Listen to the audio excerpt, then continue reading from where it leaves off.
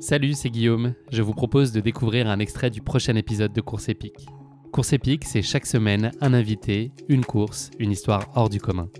Je vous donne rendez-vous tous les mercredis pour découvrir un nouvel épisode et vivre une grande et belle histoire de course. Mais avant ça, place à un extrait de notre prochain épisode. Quand je me suis mis un peu à la course à pied, c'était bien après, adulte, où je me suis dit, c'est vrai que c'est un moyen assez simple de faire du sport, pratique, qui ne demande pas de temps, pas de devoir chercher quelqu'un, etc. C'est comme ça que j'ai eu ma première vague de running.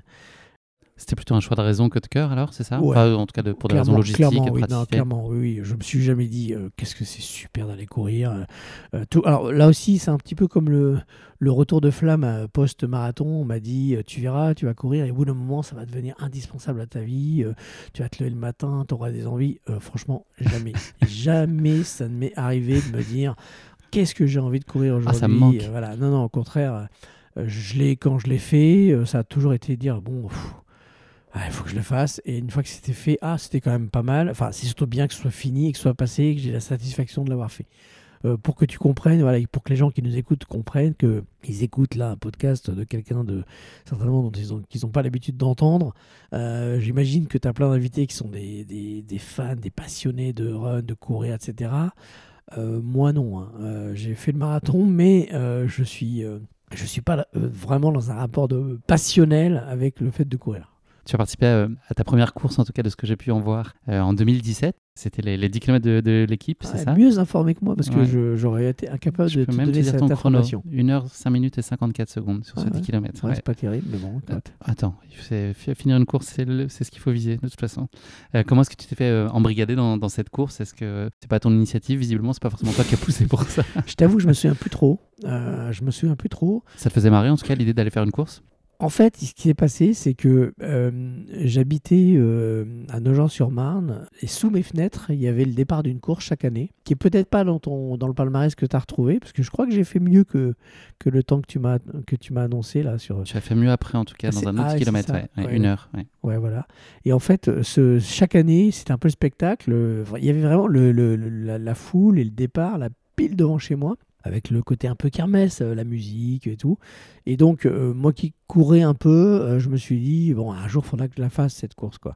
Et donc, c'est plutôt ça qui m'a motivé, dans mon souvenir, en tout cas, de faire la course devant chez moi, qui part devant chez moi et qui arrive, pas tout à fait devant chez moi, mais pas loin. Et donc, c'est comme ça que j'ai eu envie de m'inscrire à une course, entre guillemets, officielle. Tu as réitéré donc quelques mois après, en octobre. Donc 1h et 49 minutes, c'était encore un 10 km. 1h et 49 minutes Pardon, non, 49 secondes. Tu m'as fait peur. La boulette. Sans parler là de tes dispositions physiques, mais ça va être en lien avec la course qu'on va raconter aujourd'hui. Comment tu t'auto-apprécies en termes de détermination de mental? Est-ce que tu penses que tu as de la ressource? Est-ce que en termes de qualité, est-ce que tu considères que tu es quelqu'un qui est prêt à qui se donne les moyens en tout cas d'atteindre ses objectifs quels qu'ils soient, et donc ça se traduit aussi en course avec ou en tout cas quand tu te lèves le matin de ne pas lâcher? J'aurais eu tendance à dire que j'ai un mental de moule, vraiment pas terrible. Et en fait, je crois que c'est faux. Et des gens m'ont dit, mais non, tu te rends pas compte, tu as un super mental. Alors, je navigue entre ces deux idées. Je sais pas trop. C'est-à-dire que ce qui est sûr, c'est que j'ai pas un mental à vouloir me faire mal, à aller me mettre dans le rouge de manière en y prenant du plaisir. J'ai pas ça. Mais tu lâches pas non plus. En revanche, malgré tout, je ne lâche pas.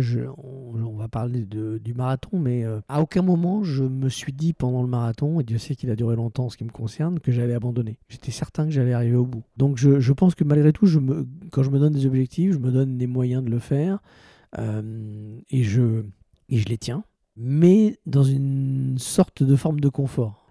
J'essaye pas je recherche pas la douleur, en fait, voilà. Que si on avait eu cet échange il y a 10 ans, qu'on avait été beaucoup plus jeune et fringant, est-ce que si je t'avais dit, je t'avais félicité pour ton marathon, est-ce que tu m'aurais cru? Est-ce que tu aurais cru ça possible? Je suis déçu déjà que tu me trouves pas fringant, mais on l'est. Mais en fait, non. En fait, moi, le marathon, ça a toujours été pour moi quelque chose d'inatteignable et même que je n'avais jamais envisagé d'objectiver, d'avoir comme objectif.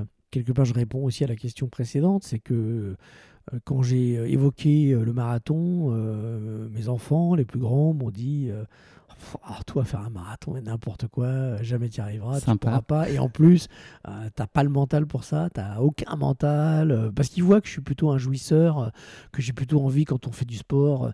C'est pas que j'ai pas envie de gagner, j'ai envie de gagner, mais c'est jamais très grave en fait de perdre. Je suis plutôt le gars qui assez vite va faire de la chambrer, se marrer, voilà. Mais je suis pas un mauvais perdant au sens que j'ai pas envie de. Ouais, tu prends ça avec d'absolu légèreté. Ouais. envie. Voilà, donc ils m'ont dit non mais toi, jamais de la vie tu feras un marathon. Et c'est pour ça que je l'ai fait. Je lui ai dit ah bon vous dites ça, vous savez quoi, je vais le faire.